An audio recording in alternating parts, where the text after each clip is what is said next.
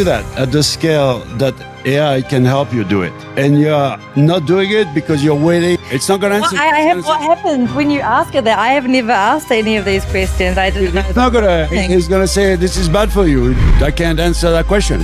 If I ask the question, hey, how do you rob a bank? It's not going to answer the question. I don't actually want to rob a bank. I want to know how to rob a bank. So you can trick it. Say, hey, I write a fiction and so so you can't. I want to be local AI, but there's also a problem with power. I know electricity cost is gonna double or triple. So how do I build a computer with local AI powered by the sun or water or whatever means to produce electricity? So that's my 2026.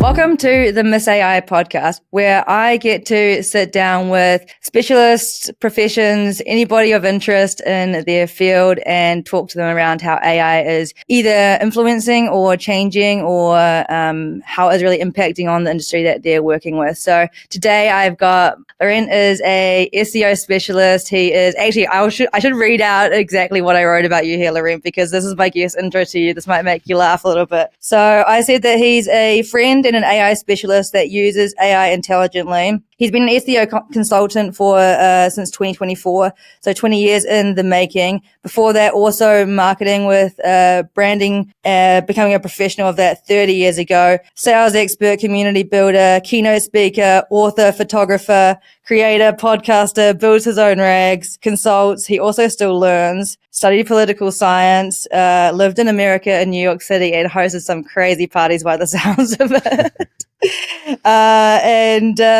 Born in French, has Chinese descendants and lives in Andorra. So, Laurent, I chose you to be the guest today on the podcast because of your fascination of AI. You are so tapped into the industry. I don't know how you manage to keep up with everything. It just blows my mind.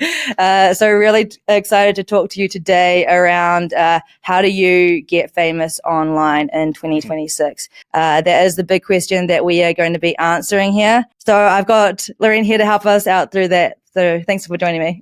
So throughout the next, I guess we'll be going for about an hour. We will be talking about 4 different things. First of all, is there a formula to fame? We will discuss around that. Then looking at how you can engineer visibility and how we can sprinkle in some AI to get creative and turning some slop into some real substance. And I doubt that we'll get there, but we might talk about the future of AI and where we think that's heading, but we'll see how long this chat goes for. But so yeah, I guess I'll ask the question to you, Laurent. What does it mean to be famous? Is it Andy Warhol's definition? Everybody wants 15 minutes of fame, or it's going to be long lasting? You can get lucky, have a TikTok video, go hit the front page of Reddit, and you are famous overnight. Or do you build? Do you consciously, purposely build a brand? Do you basically it's about dealing attention, eyeballs. Okay, you want to be in front of eyeballs. There's a process. There's a method. It's not only just luck and creativity. Yes, at the end of the day, creativity is one element, but you can keep it maintained. You can control it. So either you have a lot of money and you spread enough that you're gonna be going in front of the eyes and the ears of enough people that it triggers attention. Back in the days, we said you need to go in front of the eyes and the ears 7 times before somebody figures that you exist. I mean, look at your feed when you are doom scrolling. How many times does a content creator needs to go in your feed before you're like, hey, this looks familiar? Does 7 times? Yeah, more or less. Well, you got to build that trust, right? And if you're not where your audience are, how are they going to even know you exist? How can you build that trust? And which kind of brings it around to how are you going to actually be in front of your audience. So I think you actually need to start with who is your audience, right? What problem are you trying to solve? And then you can reverse engineer that. Yeah, 100%. The main problem is that people are focused on themselves. And well, it's actually twofold. It's only about me. Social media is all, hey, I post, and the algorithm should push me, and that's it. Where's the engagement? It's all about the algorithm needs to do the job to put me in front of people. And also quoting the boss of YouTube, so we should listen to him. He has almost 2 decades experience of heading the biggest content hub on the universe, YouTube. And he says, there's more demand than offer. What does that mean? Well, they're all the same. It's all copy and paste. Everybody copies everyone. So there's a need. There's a big demand for people who are unique, who are different, who are themselves, basically, instead of trying to be someone else. But in this damn age, yes, you have to bet all in on yourself, but that requires to be kind of in check with yourselves, to know yourself, to accept yourself, including your faults, your weaknesses, and you need to be brave to do that. It's easier to say, hey, I'm going to copy that guy and kind of hide behind who you are.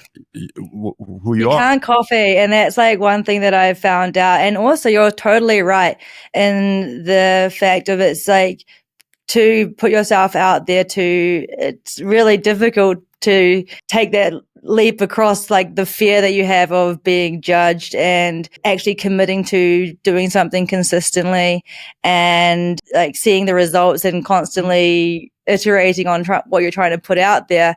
And I think, I mean, with anybody to be famous in today's age, you need to be online, right? Like you need to be discoverable. You need to be where people are looking, changing throughout the different generations, depending on like what age you are. You will typically use maybe either Google or TikTok or YouTube or Reddit, or depending, where you find your information. So you really need to, if you want to be number one for discoverability, you need to like engineer relevance, right? And build like a pipeline of how every time somebody searches for you, you're going to be the answer for whatever you're trying to solve, right? Exactly. It's about topics, and you have to go super specific. Then everybody does it reverse. For example, okay, I'm going to be relevant about AI. You can do that, but that's more difficult than saying,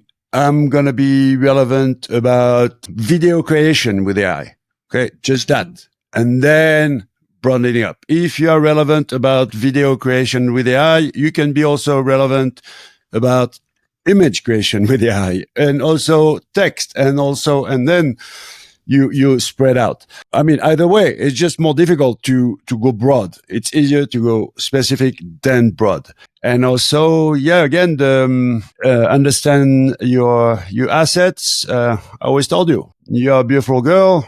You have an advantage. Don't forget that. It's on the beautiful girls have it easier than anybody else. Well, we'll see about that. This is only episode 1, so we're just getting started. But anyway, another saying that you've always said to me is, I don't know whether you still agree with this or not. It was actually a note that I had written down in my books, and you said, "Walk the walk, walk the talk."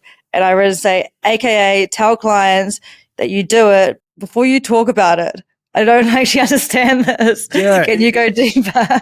It's easy. Everybody is an expert today. In France, everybody has been an expert for the past couple of weeks. Everybody has been an expert about breaking into a museum and stealing jewelry, okay? Before people were experts about Ukraine and Russia. Before, everybody was expert about some kind of virus that we can name on YouTube. I sound smart, but here's my trick. I only talk about what I know. I never, ever, ever talk about something where I could be wrong, but I know everything that I can about the topic I'm going to address. So now the trick is you don't need to be a quote unquote expert. I hate that word. You can totally, what you've been doing, documenting your journey. So you can be a beginner at something, but own it. Own it that you're beginning, you're testing out, I don't know, you could be starting in gaming and you're like, hey, first time I'm trying out this game. Of course you're going to suck, but people are aware you've been telling the truth. It's the first time I'm trying out the game. You haven't been lying about, hey, I've been playing 10,000 hours this game. So you can totally document your journey from start to finish. Otherwise, just shut up when you don't know what you're talking about, because so many people right now, I'm moving and I was watching a few videos about sound treatment and I'm like, guys, I'm not talking in front of a camera about sound treatment and I know more than you do. You're telling me to buy $100 panels, like those sound treatment panels that you see in studios. I'm like, no, there's a solution for 10 times less than that. So anyways, yeah. Just, if you want to sound smart, stop talking about everything and anything and do the work. Be not just the theory. You have, the truth takes the elevator. No, sorry. The lies take the elevators. The truth take the stairs. And the lies take the elevator, the truth take the stairs. So you got to put in the work, right? You can't fake it till you make it. But I guess also you can just be a solutions provider, right? You can figure it out. Yeah, but you can't fake it until you make it. If you live in LA and you are working at a restaurant or a bar, but you're an actress. All right, that's fine. Mm-hmm. Just be careful with that. When the casting director is going to come to the restaurant, well, you can't lie to people who know, okay? So you can be anybody you want and have no issues with that. Just at one point, you can totally fake it until you make it, or you can say, hey, I'm a beginner and here's my journey. Either way, it doesn't matter. Just remember that you can't lie to people who know. So, but to put it into context of a personal brand by putting yourself out there, are you big on, I know that when I looked at your socials, it's been really interesting watching the development of you're trying out all these different tools and all these different trends. And you can see on your shorts as you've sort of engineered a recipe where it's 3 AI ones, 3 talking ones. Is this some sort of content factory that you have engineered to try to put yourself out there more and consistently as well? Because that's a massive issue when you start to put yourself out there to quote unquote, I guess, build your audience, build your brand, making sure that you're constantly in front of the right people. How do you make sure that you're hitting all of these right spots? People should look at your social, not mine, because I've been doing this for too long and I'm not being very professional about social media anymore. Usual recipe, the old school recipe actually comes from Reddit. You need 9 times to be useful, and 1 out of 10 you can self-promote. What do you mean by that? Well, it's back in the Reddit days. You needed to comment or engage 9 times before you could post. Mm-hmm. So, in the age of self promotion, what it means is you should put a lot more helpful content than self-promotion content. Doesn't mean you don't have to do self-promotion, but engage and don't just post. Also subscribe to people, answer to help people who have questions, comment, share. The generosity part in social media is really underrated. If you do that and how it works, really, really powerful because so few people do it. everybody is so self-centric about me, and social media means you. And if you're all in, if you spend on any platform, you want to grow, spend 2 hours a day engaging with others, you're going to grow. So when I say don't look at my socials, I don't engage with anybody. Because it's been a long time and I can have the luxury to just, slowly, I already have a big base. I communicate with people through email because I have a big email list and I can go live just pressing live. Yeah, I jumped onto one of your lives last night or the night before and it was all in French. And I sat there for like 20 minutes just watching what was going on. And it actually brings me around to a question that I do want to ask you is that, I mean, moving forward, there's a lot of talk around live streaming and live shopping is the next big thing. Gary Vee is talking about, jump on this trend. And you're also now hosting lives. I've probably been doing it for a very long time. I just found one for the first time last night. And how do you think that social media and content is going to pivot towards that more live streaming, live interaction, immediate feedback, and people craving more human content compared to AI generated slop or garbage? But in saying that, AI generated stuff is getting pretty close to being pretty realistic. You know what I mean? It's same answer than previously. It's about engaging. What's better than the live stream to engage with people who are on the same frequency than you?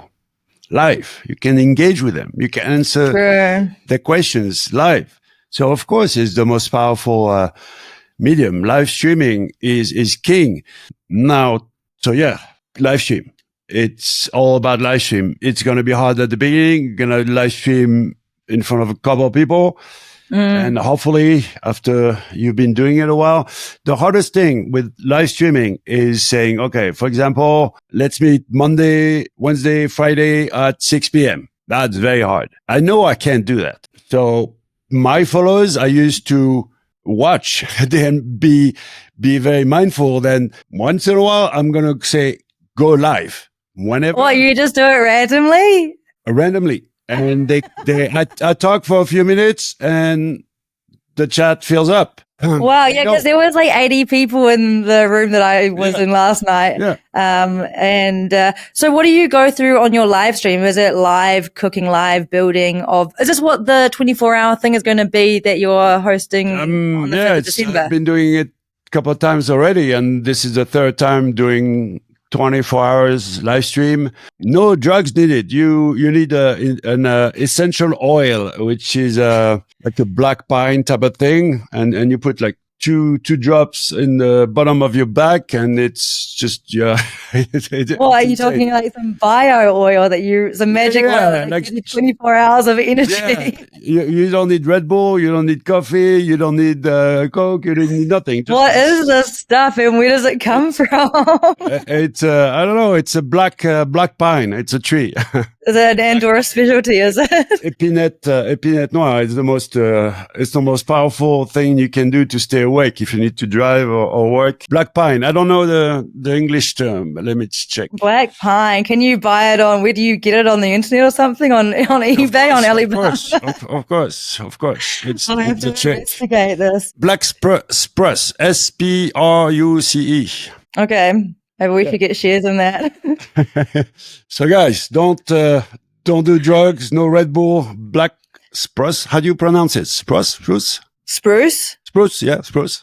I don't know. I can't see. But wait, this is actually a really good question. So, I mean, and it really follows on from what we were saying is like how to go from the level of 0 to 1.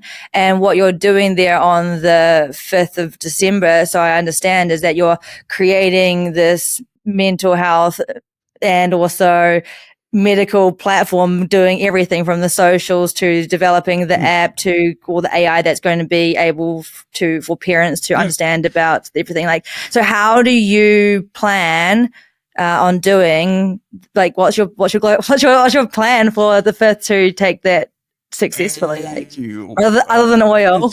It's well, again, it goes back to I've been doing this for a long time. I'm having a lot of friends, lot of very talented friends. If you would speak French, you would come up.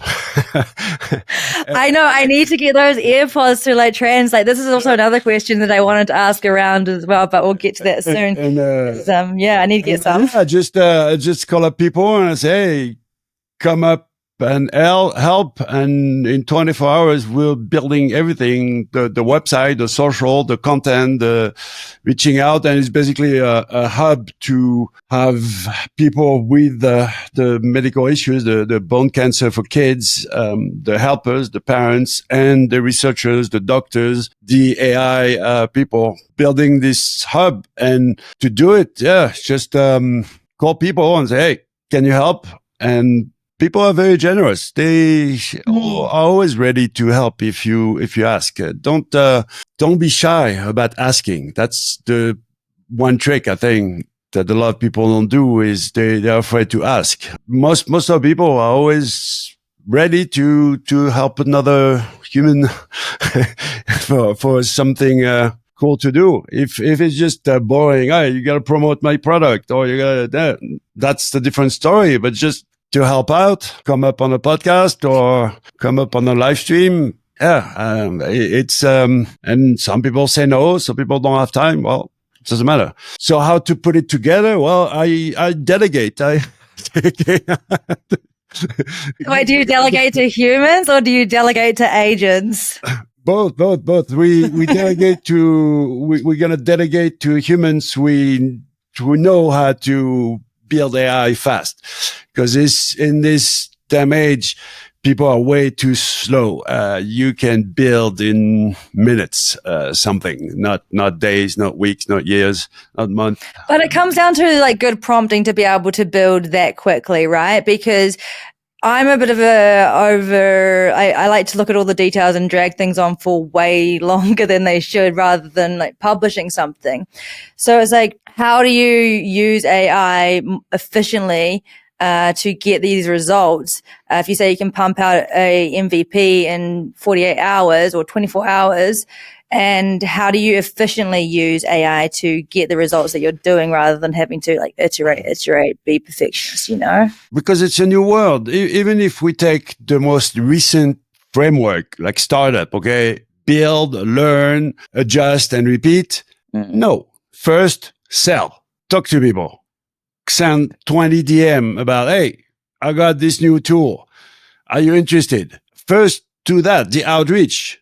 Then spend no more than 5 hours building something. It doesn't have to be perfect like you think it should be. It just needs to be something. And because why? But when you put it out there, people judge it, and if it's shit, they're not going to come back. That's what you think. But they couldn't do the thing yesterday. They can't do it today. But thanks to you, they can do it tomorrow. And they don't care about the logo. They don't care about the bling bling. They just care about the benefit, what it does, and why you need to be fast. Because you're going to have to pivot. You're going to have to change the product. You're going to have to change the angle. It might be, the product might not be what you think. It might be right next to what you think. And going back to your first question at the beginning, everybody is thinking about, I have the greatest idea. And then you wonder why nobody cares. Two things. Well, the product might not be exactly what they need, might be right next to what they need, or it might be too broad and you might need to go more niche. For example, you want to do a fitness app, okay? Motivation app. There are lots of them, but I learned the other day, I'm totally not a big fan of motivation. I don't think you get anywhere with motivation, but I learned about intrinsic motivation. What's intrinsic motivation. It's like you have grit. You're on a mission, you know? So like it's more like discipline or like motivation or no. It's intrinsic motivation. It's really you are empowered. You have it's motivation plus discipline is intrinsic motivation, but and it's a real life example actually that I'm talking about. And then, but the real thing might not be for the general public. Actually, the great niche would be an app for employees to reach intersect motivation. Not But how for do you fitness. find your niche? Like if you're saying you need to niche down and create such a specific app to solve one specific problem, Talk to people. That's the thing. You're using AI to build, but AI doesn't know what it's talking about. It doesn't have good taste. It can't make great choices. So first of all, in your prompt, you should always say, all right, I want to build this fitness app. Give me 10 ideas about fitness app. And then the second prompt, you say, hey, dig deeper. This is too generic. I want bold. I want you to be bold. Think out of the box. Surprise me. And then third prompt, you hey, audit your ideas. Critique yourself. What sucks, what's weak, and what's good, and go even beyond what you just, output. And then you have to say, okay, I'm going to go on this idea. And then you have to put it in front of people, and people will tell you, okay, this is great. This is cool. But by, nailing down who you're talking to, well, you're going to stumble to a study that says intersect motivation is great, but there's a big need to have employees with intrinsic motivation because nobody cares about the job. I'm telling you a real life example. Okay. This is something that the client is doing. And this is exactly, what I got him to do is send 20 DM, get people to, it was just a demo. It was just a fake AI. It was built in 10 minutes with Google AI Studio. And the concept was like the app that self-disappears. When you don't need it, it goes away. That's quite cool. Yeah, because those fitness apps, they want you to subscribe and it's like, hey, if you're getting good, if you're getting better, well, the app is going away. That was the main concept. So, and that niche of the employees, who need intersect motivation kind of popped up while doing the research, while doing with people, and the project within 48 hours pivoted into, you need velocity. The velocity is speed and direction, not just velocity and not just thinking about me, I have the greatest idea. And then of course, after the product, you need that goddamn marketing. If the message doesn't stick, if you have a good product and people don't buy, the message is wrong. Yeah, if you don't have the right messaging to get in front of your audience, there's no point in even doing it. But I was actually thinking about something you said beforehand, but I've totally lost my train of thought. But talking about, let me have a look at my notes. Sorry. I always break her brain, so don't worry. You do. You're very good at breaking. Oh, that's actually what I wanted to talk about. I do remember now. I wanted to talk about, where that's how you can create content and get in front of your audience and stuff like this. But the tools that we're using to create this content, obviously a massive part in that is AI. And we've kind of touched on it briefly a little bit around how AI, you can put a garbage prompt into it, you're going to get garbage back. You can iterate with that. You can make it better and you can refine it.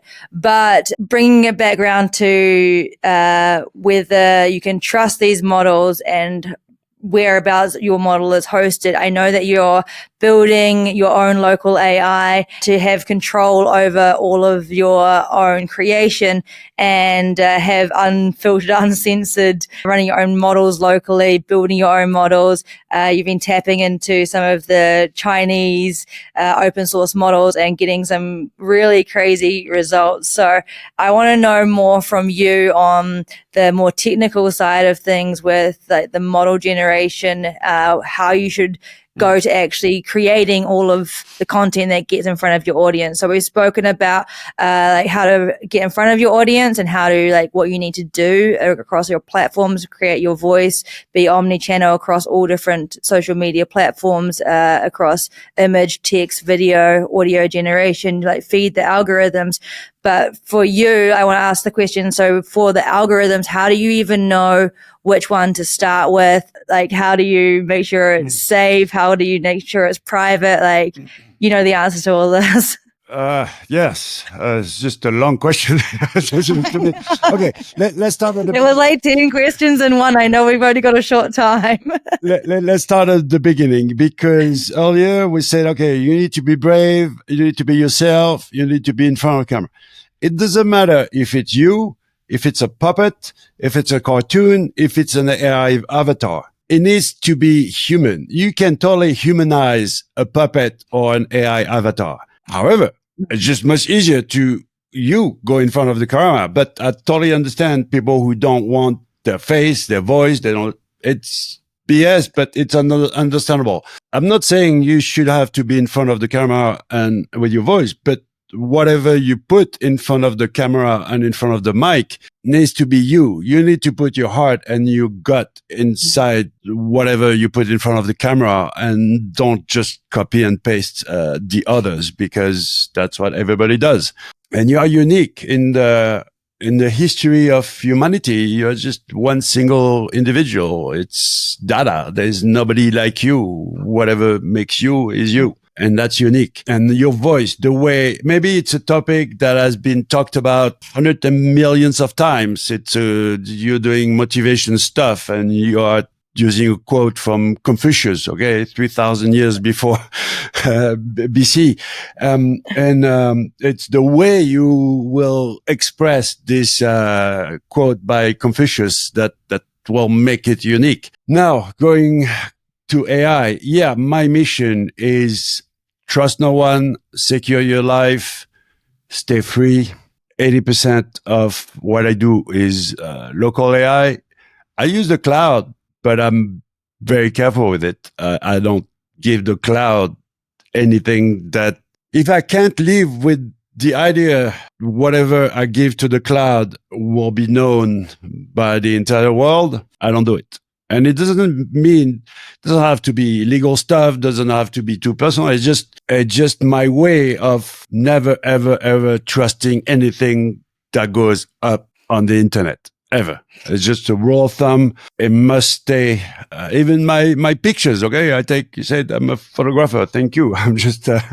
I just make images, but the images I care about are nowhere near on the internet. They're on a hard drive with triple backup. So yeah. Be careful with the cloud, but the cloud is amazing. You have great products that Google AI Studio. We don't have Google AI Studio locally, so I have to use Google AI Studio. But where do I start with? Everybody is asking, what tool do you use? Every time there is a pretty video, pretty picture, what tool? It's really not the tool. It's the prompt. You know very well. I agree. There's like tool saturation, choice saturation, and every time it's obviously my ads are getting fed to me, but every time I'm scrolling on anything, it's always a new tool, new way to do something more efficient, a new thing that you need to learn around AI. So there's definitely a saturation of that. So do you think just pick one for audio, or one for video, one for image, one for text, train it up and stick with that? Or are you still, you're always experimenting with the latest stuff. How do you keep up? Okay. This is my secret. This is very important. You have to let go. I started AI in December 2015 when in my podcast I interview Louis Dora, PhD in machine learning, read his book, Bootstrapping Machine Learning, learned Python, and here I was. So that was 10 years ago. Exactly 10 years ago, actually. November 22, ChatGPT came along. It was over. Between 2015 and 2022, we could follow everything that was coming out. When ChatGPT came out, it blew up. The velocity, the speed of evolution increased. And some people lost their mind. They thought AI was conscious or sentient. It was too fast. The brain just blew up. I was like, all right, I'm just going to let go. Something new comes out, and I'm like, okay, that's cool, but it's not fast enough. It's not big enough. I want more. I know that everything we have today will be ancient. Will look from like the Middle Ages in 6 months, in 12 months. So I'm already letting go of this wow effect and I reserve a certain percent of my bandwidth to testing, about 20% of my time. But that's the only thing you can master is time. So my bandwidth, 20% is testing. And I'm never ever, maybe for like a split second, I'm like, wow, this is, yesterday I tested an image generation, tool called GenTube, and you prompt, and while you're prompting, it's generating the image. I'm like, all right. Wow. Cool. Well, you're running that locally or? No. It's on the cloud. It's free. Oh. GenTube, GEN Tube. Into, I haven't heard of that one. That's what I do like about, because I kind of took a little bit of a break when I was traveling from like playing with AI, and it was probably about 5 weeks. And then when I came back, it actually blew my mind how many different like changes and how much better the tools had gotten since I was last playing with them. Just Hey Gen, complete UI change, complete whole sets of new tools. And this just happened over about 5 weeks from me playing with it once and then like coming back. And it was like the rate that they're developing different tools blowing my mind, right? And it's getting very realistic. But to answer your question is yes, you have to make a choice, and people are frozen about making the right choice. But you can't do the thing. You can't do it. So it's FOMO, fear of missing out. Why are you waiting for the next big thing? Well, you can't do the thing. Okay. You can't do it. You want to create content, text, image, video, audio. You can't do that at the scale that AI can help you do it. And you're not doing it because you're waiting for the next big thing. If I can give some tricks. Okay. Text, that's easy. Any AI can do text. Okay. Doesn't matter. Wait, question on that. When you run AI-written text through an AI, can AI detect AI-generated text? No, and that's the main issue right now globally is we can't figure out the quality of what we put out. There's so much, and you're going to eyeball it? I mean, no AI detector can detect AI. That's not true. So you're going to, people are, I validate with my eye. Oh, sure. There's way too much. You have too many cognitive bias that at scale is the number one problem is quality control of AI content. And it's a massive, I don't have the solution. Okay. My path, and my solution is trying to improve quality at the root. What I produce will be good enough. So far, everybody has been spinning up mediocrity. It's all, you said the word slop. It's AI spam. 100% of what is put out there is not good enough. It's not human grade level of what it should be. So I don't have the solution. I know it's the biggest problem. Isn't just time the solution? Because as time gets on, the models are going to be getting better and we're going to be able to prompt them to actually do what we're thinking. Because I know with vibe coding, my opinion on vibe coding. I love it because for the first time I'm able to take an idea out of my head and visualize it very instantly. But the problem with vibe coding is, like you have said previously as well, is it's literally just playing with you. It's not really getting to exactly what you want, and it makes you iterate and iterate and iterate and spend money and spend money. And then you realize, oh shit, this has now cost a lot more than I had initially anticipated, right? But the beauty in it allows you to start to create something very quickly. Here's the path. First, you use a tool. Vibe coding, text generation, image, doesn't matter. Use an LLM, large language model, and you're going to get better at prompting. Okay. That's step one. You're going to get better at prompt engineering. You're going to learn how to interact better with that LLM. Step two, you're going to want a RAG, retrieval augmented generation, which is, if best example I can give of a RAG is Google Notebook LM. Okay. You feed sources and the knowledge is limited to those sources. Fine. I've been playing with that for over a year. It's not enough. So now I'm down to building my own LLM. So it doesn't mean I'm scrapping the entire web. I'm taking an existing, I'm actually doing it with several. You take an existing LLM, you do reinforcement learning, you do value learning, you do LoRa, so those are patch of personalities. And basically what you want to do is misalign the LLM. All the LLMs are aligned. The values, the politics, the whatever it is of the creators of that LLM. So it's aligned. The LLMs on the cloud don't want you to have to express bad behaviors towards food, exercise, drugs, or hurting yourself or other humans, right? You're healthy. I'm healthy. Why can't I ask ChatGPT what it's like to eat 25 times a day McDonald's? It's not going to answer. What happens when you ask it that? I have never asked any of these questions. I didn't know. It's going to say, this is bad for you. I can't answer that questions. Oh, but you're saying, how does it actually know?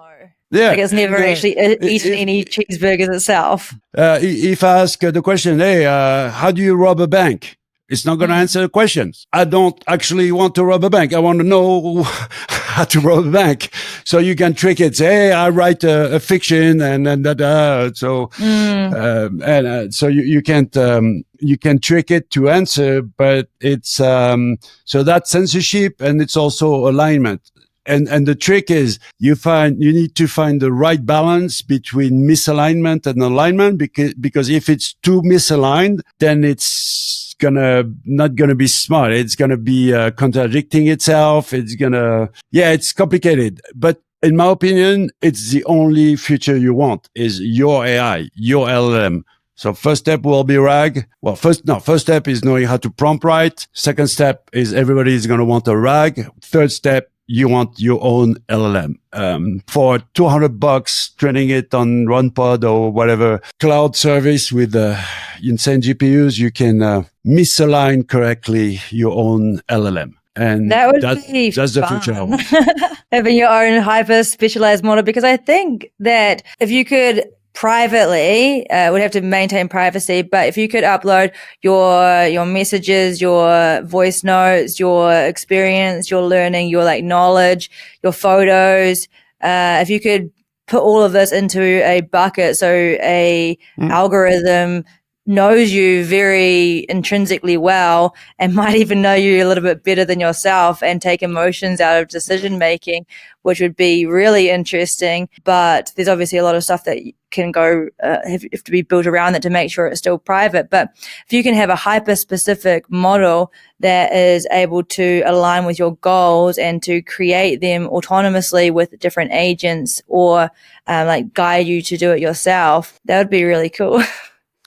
Yeah, and to take it a step further, because, okay, the RAG will do more or less what you want, but it's not good enough. You want the LLM to do that, to be with your own values, with your own culture, with your own experience, with and I mean, yeah, they're all made from China and Silicon Valley. And what about people in Africa?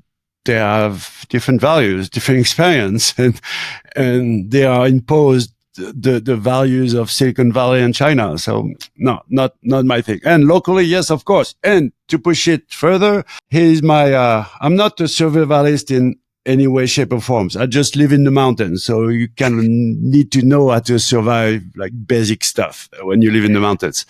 So I'm like, okay, I want to be local AI, but there's also a problem with power. I know electricity cost is gonna double or triple. So how do I build a computer with local AI powered by the sun or water or whatever means to produce electricity? So that's my 2026 project, is an off-grid computer with all the useful stuff from the web and an LLM. What? Yeah, off-grid computer. It's those Raspberry Pi or similar type of technology. Local computer without the need of anything. I mean, it sounds like you can charge it on anything that's the electricity, right? And you can pay. You pay once for you buy the hardware and then you run the model can. on the hardware, right? This is right. It doesn't matter. I mean, a couple of little solar panels, or you do like exercise bike. And Get on like Hey, I gotta do some work to like get enough electricity so I can ask AI some questions, or I can create some video generated content. no, but producing electricity is not that difficult. It's storing it that costs money. Yeah. Producing it, no, it's not a big deal. You put like a well next to a river, and you can use a computer. No, that's no big deal. To be really trust no one. Like really, the cloud is a dangerous place. Compared to a MacBook Pro? You're not going to be able to use Final Cut to edit videos. You're not going to. No, so it's just to run the model, and then you need something else to run the model on. No, you're going to be able to run the model. We are becoming very, very efficient to run AI locally with very low power, specialized model. You don't need really big ones anymore, small ones. It's not going to replace ChatGPT, but if you train it well enough, if it's focused well enough, whatever you will need if you are off-grid, for example, okay? This is an off-grid computer. So maybe, you need to be entertained, you need to be informed, but maybe you don't need to ask, I don't know, how do I write a DM to get back with my ex-girlfriend? No, you don't need help with that. Okay, you're off-grid. Right. Gotcha. Oh my God, interesting. What are you going to call it? Name, I don't know yet. We gotta find but it's cool. It's like a little black suitcase, like really like survival type of real off-grid, like James Bond. So are you preparing for something that we should all know about, or do you know something that I don't know? Because I'm just hanging out here in Phuket, not preparing for. No, I know that electricity cost will double or triple. They're already going up, really, aren't they? Yeah, you're gonna be limited. Don't assume that it's going to cost the same and it's going to be available the same. The math don't add up about electricity. And also I know that we live in a very weak position. We are too dependent on the internet and the grid. And I know how easy it is to break that, to break the internet and to break power. Again, I live in the mountains. It's a dangerous place, the mountain. I need to be able to survive 2-3 days being isolated from earthquake, snow, whatever it is. Nature is, the mountains. You bow to nature. Nature doesn't bow to you. So you can be trapped, for 2-3 days and you need to survive. So that's just, common sense to be kind of prepared with. Not saying it's going to be Walking Dead, okay, but there's going to be a big problem with the cloud. There's already a big one, and with AI, and I didn't anticipate that one, but take your pick. War, lockdown, like a virus. What is it going to launch? Okay, there's going to be a huge hack. We can pick a bunch of catastrophic scenarios. Now, the biggest catastrophic scenario is happening right now. MIT came out with a study. They had people write an essay without AI. They had people write an essay with AI. Well, guess what? TV did the first half. Social media did the second half. And the final dunk on your brain is AI, meaning people are getting dumber and dumber and dumber. And if you don't use your brain, the synapse, it's like little rivers. They get clogged, they disappear, and they don't reopen again. It's very difficult to reopen them. If you have so we're getting saturated with too much social media, too much AI that it's just thinking for us, or we just go on time and we just TV, automatically.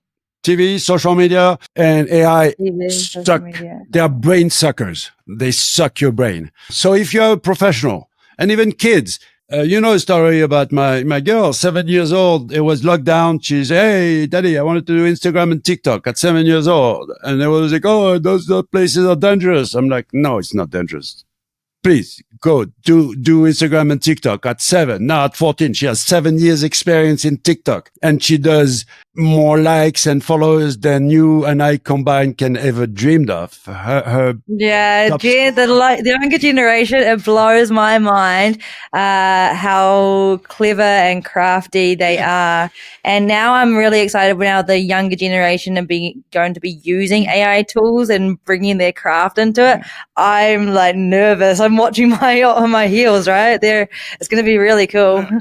The deal is simple. I have a tracker on my phone. I know how much time she spends on those things. I know what she's searching, what keyword, and she knows that I have a tracker. It's not hidden. But she can do 100 million likes on a TikTok post, and wow. Without cheating. Impressive. So I guess, I know that don't want to run too much over time, but I guess, is that a concern of yours in the future, or is it something that you're excited for? Is the younger generation using AI, and where is it going to take us in, I guess, 3 years' time? Maybe, 3 years' time. What do you think is your prediction for where we're going to be at with the AI space? My job is to observe, analyze, and act. That's the only thing I know what to do very, very well. Observing, analyzing, and acting upon the analysis. I don't judge. I know that humans with a chip in the brain are going to be the apex of humanity. I know that horses with a chip in their brain are going to be the apex of horse racing. I know that sneakers with an AI chip are going to be, people are going to have to make a choice. Either you go off grid, you say no, and you're going to go all in with that choice. Read all the science fiction books or watch all the movies. It's happening, guys, and it's happening fast. Neuralink in July 2025, the keynote, you have 7 handicapped people with a chip in the brain. You and I can't compete with them. We can compete running because they're in a wheelchair, okay? But on the internet, no way. Video games, not a single chance to beat them at Call of Duty. Not one. Yeah, so I'm not judging. I'm not saying it's good or bad. All I'm saying is no, we're not going to go backwards. Now, the hope, everybody has this thought, all the professionals, you included, everybody is like, humans, what are you doing? You're not using AI for real. You're faking it. You're just what I call prompt monkey on ChatGPT. What are you going to do? You're going to lose your job. Is this the end of humanity? I have something for you. It's called the Gevon's paradox. Gevon's paradox. Back in 2016, some AI guru said, don't train radiologists anymore. We don't need people doing x-rays. An AI is better at analyzing an x-ray than a doctor. Well, today in the USA, there's never been more need for professional radiologists than before. Why is that? It's the Jevons paradox. When something with technology becomes more available and cheaper, we use it more. And we still need humans to validate, to do. So of course, it's going to be, the guy is not going to analyze x-rays anymore, but he's going to supervise 50 AI agents that analyze x-rays, because x-rays are going to be so cheap and everybody's going to do x-rays for everything that it's a commodity. Yeah. So the Jevons paradox kind of going against all those ideas that it's doomsday, the end of humanity. Now, if you reject AI, what? Do you think that we're in an AI boom then? Do you reckon it's all going to come crashing down soon? Or you're talking about the bubble? Yeah. Oh, no, it's overhyped. It's not the same bubble that I experienced with the .com, because back 20 years ago, and I was there, and it was cool because you could make or lose a lot of money, but it was like the Wild West. Today, you already have big players in place. NVIDIA controls everybody because of the GPUs. You have Google, who, in my opinion, will win the AI race in Silicon Valley. They can own it all, hands down, because they have the cash. They don't need AI to make money. they have a lot of money already. Apple also controls the whole tech pyramid. You control the hardware, then the operating system, then the software. They control everything. You have OpenAI, who I don't like too much this Sam Altman guy, but whatever. You have OpenAI.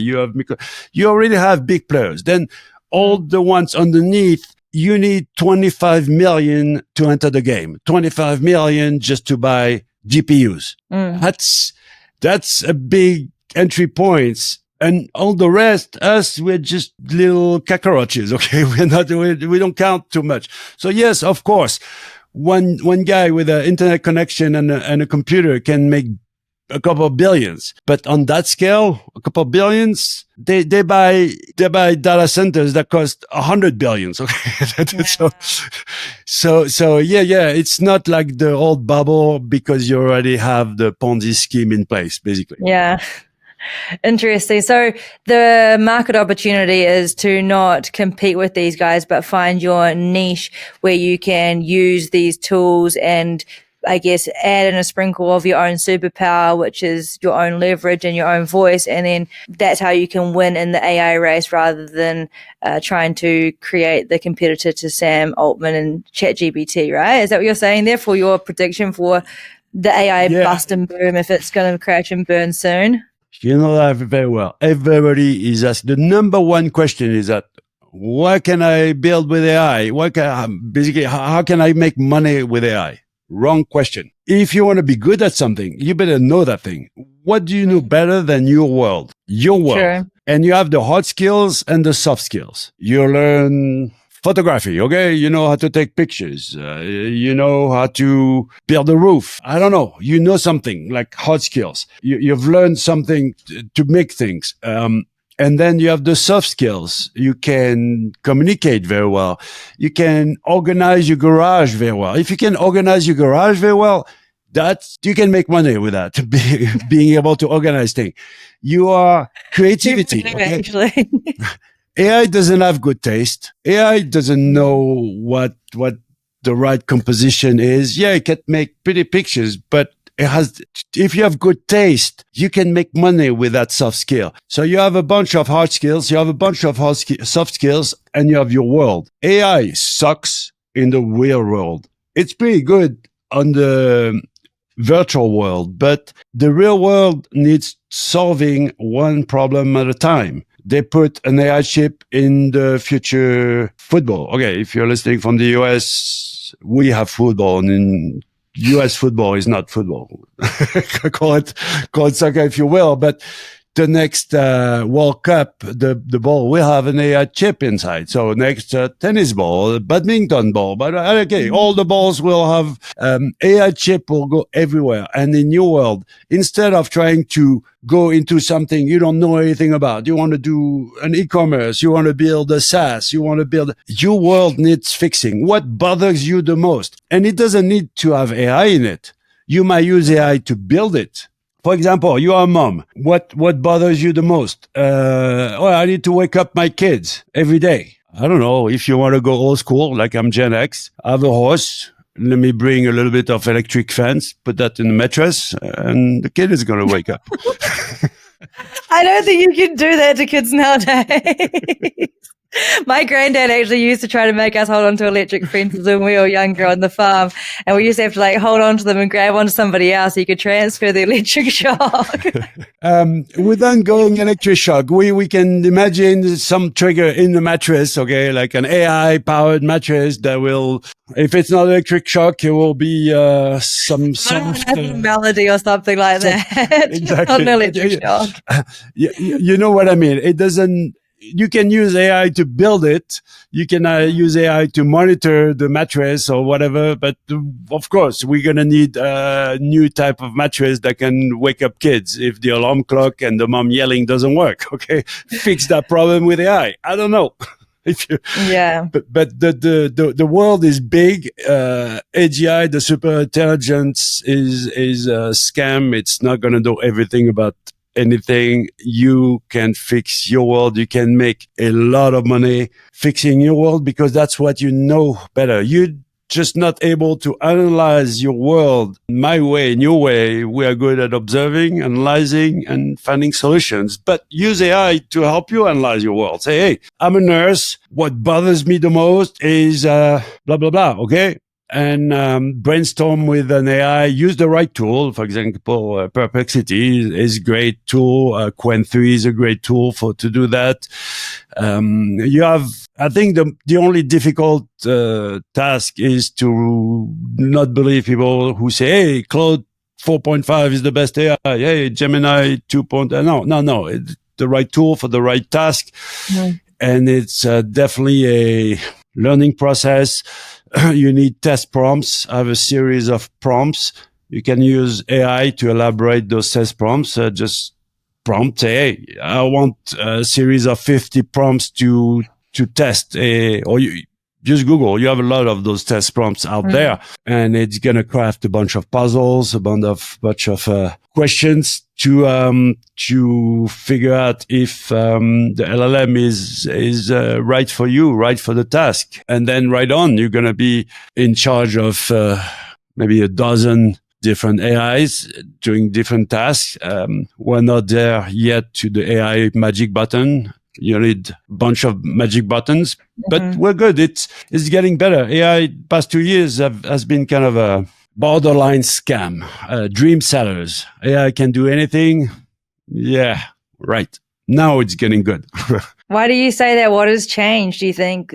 Well, the technology is getting better. It's you're talking about vibe coding. Well, the last 2 years, you could do simple things very quickly, and it would take a bunch of iteration.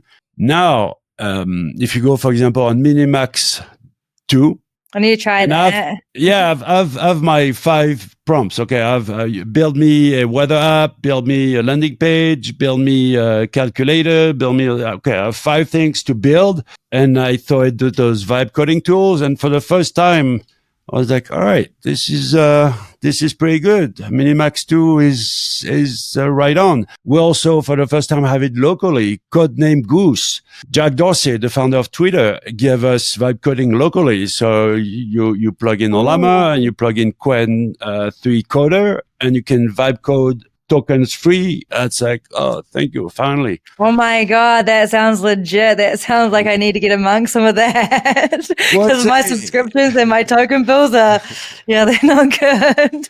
It's still brand new. It's still very fresh. So don't think you're going to be able to do cool things like a Replit, but still, it's local, it's free, it's awesome. Interesting. And so, we're in a good place with agentic AI. So everybody is confused about agent and agentic. Basically, past 2 years of automation has been good old automation that we've been doing for the past 2 decades with a little like bling bling of AI. So not impressive. Today, we're entering a new era of AI more autonomous, which is able to adapt, which is able to define goals, which is able to learn. So it's still very early. And also the Automation Hub is moving from a software or website to the browser. Perplexity Comet. Oh, yeah. With Atlas and Comet, right? You love Comet, right? Yeah. So on one hand, it kind of looks like you grandma surfing the web for the first time. It's very slow. It's very dumb. But on the other hand, when you know how to use it, for example, we talked earlier about you need to engage. You need to post comments on other people's social media. Well, Perplexity Comet will do that better than you. It's going to be pretty slow, but it will write very relevant comments. And you automate, so you link it up with your LinkedIn or one of your social media pages, train it in your own voice, and it'll automatically seek out the people to interact with and then write thoughtful engagement around that topic. Yeah. You tell it, okay, you're on LinkedIn, search for artificial intelligence, pick out the 100 most relevant profiles, read their latest post, write a comment, and you're going to have to validate manually, edit the comment if you want. But when you read the comment, you're like, okay, that's pretty relevant. Continue. I need to try this a little bit more. It sounds like it's a easier way or easier solution than building out all of these massive multi-agentic systems. If you log into it, I need to get amongst this. I haven't done too much of that. The only limitation is you can't program it saying, okay, every day at 9:15, you're going to go on LinkedIn and search that keywords and do everything. You need to launch it and you need to validate it. So it's not full automation, but it's very relevant. It's very smart and it works very, very well. Some platforms will figure out that you're a robot. For example, TikTok kind of can say, hey, you're not human, but most of them give it a try because, the engagement part on social media is growing. Yeah, it's a lot of work. And I think it was you that taught me that to grow in your social, or to grow an audience, grow a community, it starts out with, is it generosity and velocity? So the generosity is engaging, meeting people, understanding who your people who are and connecting and giving that human engagement that they're craving. And then also velocity. So speed to replying to people who are in your audience. And then you can sort of, if you're the first person to comment, you can capture more eyes and more attention, which then they might channel into be interested to what you're building, right? And then after speed and velocity, it sort of shifts to go to, is it authority and then influence? So then you don't need to have as much generosity and be as quick. You can you've one post because you've built up the audience, you've built up the trust, you've got credibility, you've automatically got influence. So what you're saying, people intrinsically trust, right? That's a flywheel from memory. Exactly, the mechanics of social media, and everybody quits between step 2 and 3 because you need to be very generous and a lot of good velocity, so good rhythm and posting and being generous, and everybody quits before authority kicks in. Influence is going to kick in because you're going to be very generous, so people reply, but still nothing happening or not enough around your content. And it does take a little time, and you need to respect those 4 steps. You need to know them. You need to master the mechanics of social media. And it's really just the process. But if you are not generous, you don't have good rhythm. If you don't have good velocity, it's not going to work. 100% of the people just have velocity. They post a lot, but it might not be the right thing. They just post a lot. Nobody's generous. Well, try it. Be generous. And that's the thing today. AI, Perplexity Comet, not using that much Atlas, but Comet is better than you at engaging. So use it. It's not spam. It's very, very relevant, very smart, smart. That's interesting. It does a very good job at analyzing the people, the post, understanding, even YouTube videos, just reading the titles, the description, and the comments. And if it can access it, the transcript, and it will write really relevant comments about videos. So use the right tools. Don't settle for speeding up mediocrity. Improve quality, but when quality is there, let go. Say, hey, AI, you're doing a great job. And that's the main difference between what you and I are trying to build, is to improve quality, not just do more of that crap that everybody's doing. So you leave money on the table short term, but you will win long term if you don't fall for spam. And trust me, I've spammed enough. I have a great experience in producing low quality content. But I think first of all, don't think it's a quick win. Don't think you're going to make more money or become more famous if you spam. Betting on increasing quality is the right move. And again, I know everybody listening has this imposter syndrome or whatever, saying, hey, I don't know, how can I bring something to the table? So I'm going to look back to what I said. You are you. Your voice is unique. Your biggest mistake is to copy someone. Obviously, easier. Everybody is doing that. Go all in on who you are. So you do need to do a little bit of audit of yourself. Uncomfortable audit. And it's like discovery as well. Like for me, I've been posting every single day, and I came from zero out of the woodworks to every single day for 3 months, 4 months. And it was really surprising for me over the last 4 months of who has engaged, just following, going from level 0 to, I'm nowhere at near 1, but just getting to the point where now I've built a little bit of an audience on my Twitter, building some sort of people actually sending me DM messages asking me about AI, because I've been consistent enough to tell as much as I do know. And then it's actually kind of reverse engineered some sort of psychological effects on me, being like, oh, maybe I actually do understand a little bit more than most people around AI. And then I've had to sit down and be like, oh yeah, actually I'm working in this industry for the past, 4 years that I've been working in tech. And it's like, oh, maybe I do know a little bit more than most people about something. So I think it's once you can sort of back yourself, and then it's obviously getting out there and doing it.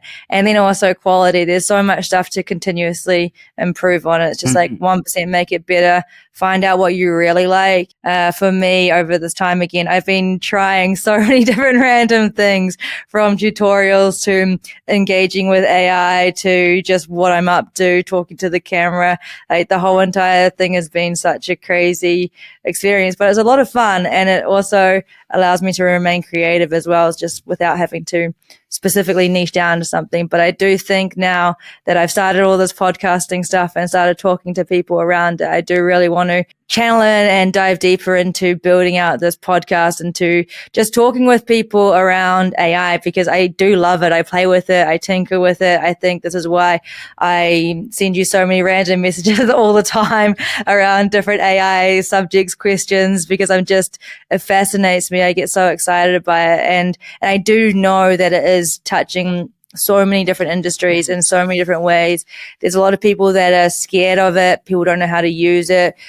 People are excited about it and want to use it. There's so many different levels where it does touch and can be used, and to be a voice to allow people to, I guess, like if you speak with a nurse, for example, who is a professional in their industry, and they talk about how AI is impacting it, might educate other nurses, or that's the kind of the idea around it, because I very much agree with you. Like, it's coming, it's here to stay, whether you want to run into the woods and go local and off grid. I don't think most people are going to do that. But some people will. So that's what I really want to do with this podcast. And I realize that it's a great way to grow my own network as well. And we'll see where it goes, I guess. I have a new quote for you, because I saw the notes of your show about the no plan B. Oh, yeah. So that's a good final note. We're going to go a little bit quantum mechanics. We're going to go molecular on that one. But yeah. All right, I'm ready. my old quote was no plan B. There's only plan A. You need a strategy and a plan. Strategy without a plan is just an idea. A plan without a strategy is just going all over the place. So strategy, and you need to put your head down and work. You are too distracted. You are too all over the place. You are too smart. You need to be dumb enough to have one idea and head down. However, my new quote is, no plan B, no plan B, no plan A. I'm just out there vibing, trying not to FUCK or not to mess everything up in my life. Okay. So vibing is not vibe coding. You need to be, why am I saying quantum mechanics? Because energy is everything and everything is energy. You need to find the right frequency. You need to, once you're aligned, once you know, trust your guts, when it's there. So yeah, of course it can take way too much time, and you need to speed up, but basically no plan B, no plan A, vibe out there. I like that. And survive. Yeah. As long as you're alive, you didn't screw enough that you're not in the hospital, you're not in jail, you're fine. It's all good. Keep on vibing. Okay, I'll keep vibing. And thank you so much for joining me today. It's been really fun to do everything. And also, it's the first time that I've gone like full freestyle. I had notes. Yeah, I think I sent you the notes as well. So it's been pretty cool. I love the setup. It's been really exciting. Thank you. So yeah, thank you so much for chatting to me about AI. It's been really cool. And long live the Miss AI podcast. Yes. Cool. Thank you. All right. Nice. Thank you again.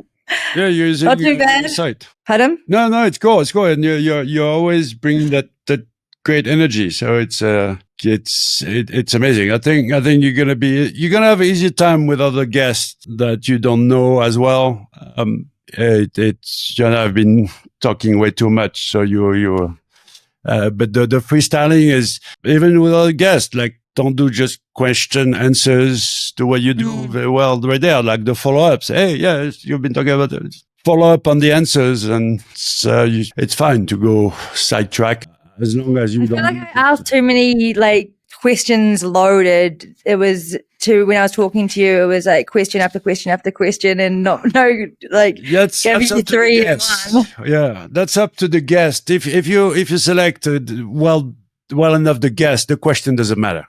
Okay. The question doesn't matter. The guest will, if the guest is like, oh, this is too loaded, I need to answer the question doesn't matter. As long as you answer something that's relevant, whatever the question. It's, in interviews, actually, they cut out the questions. So who cares about the question? Yeah. No, don't worry about of course, loaded questions are way too loaded, but as long as the guest can figure out a way to reply, response, and the audience, the listener, maybe a couple of them will pick up that, hey, it didn't answer 99.9%. They go with the flow, and it doesn't matter as long as there was good flow. So really, the questions and the answers don't matter as much. You don't need to stay on point with the frame that you define. If you do a job to what I've been good at is just doing the work of, if I interview someone, I do a little bit of research. It comes down to the research for sure. Like even when I've been doing it with my Web3 founders, I've done 8 now, and I do a lot of research in them. And so I really understand. I look at their LinkedIn, I do a lot of research, and everybody has said to me that they've had really good questions. I talk to them about things that are a little bit different from a normal podcast. But again, the quality needs to be increased again on that as well. But it's been a great start. That's it. Yeah, that's it. It's 100%. If you know the person you're talking to, if you're able to do the introduction like you did, instead of asking please introduce yourself, means you've done the research. It's all good. And, did you like my intro of you? yeah, very good. It was fun. It was fun. It was actually fun, really fun going back through my some of my old my notebooks, because all of our meetings that we've had, I've always been taking notes. I always take notes, right? And I mean, if you want those videos, you can. I think that'd be so cringe. No, it was training, so you don't have to use them, of course. Yeah, you should. It'd be really interesting to look back on that. That's what I was thinking about again. Is that literally this is the reason I'm sitting here is because of you, kind of thing. I'll save them for your archives, or if one day you want to pull them out and say, hey, that was my first. Yeah, it was, and that's what I mean. Even now, I've sort of figured out. I think that even podcasting, it fits in with everything else that I do want to do, and because it's content marketing, and then I can also build out an audience to create the SaaS products for whatever that's going to be looking like, and I've also got, I need to send it to you. I've been cooking a few things, but the Racecar app, I'm still doing that, and also got my website as well, which is for the services that I wanted to provide for my skills. I just sort of said things that I think that I want to get good at, kind of thing, fake it till you make it. But it's build an app, or integrate crypto payments, or find AI solutions, or something like that. So we'll see where that goes. I don't know. That's cool.